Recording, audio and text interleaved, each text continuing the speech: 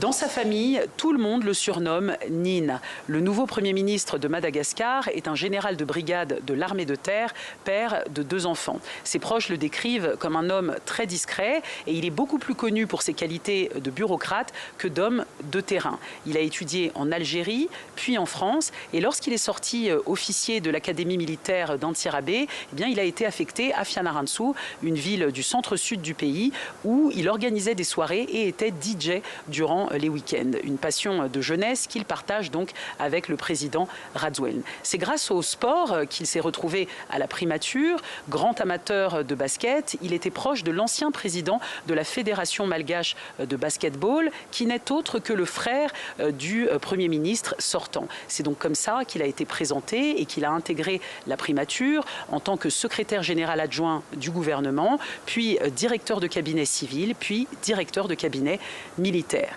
On le décrit comme une personne très loyale, qui ne s'attendait, qui n'a jamais imaginé être Premier ministre. D'ailleurs, il n'a jamais occupé de fonction de commandement au sein de l'armée. Aujourd'hui, d'aucuns se demandent si, après 7 ans de bons et loyaux services aux côtés du Premier ministre sortant, est-ce qu'il va être dans l'ombre de son prédécesseur ou va-t-il être un homme de rupture? La Gen Z a déjà prévenu, a mis en garde contre toute tentative de diversion politique.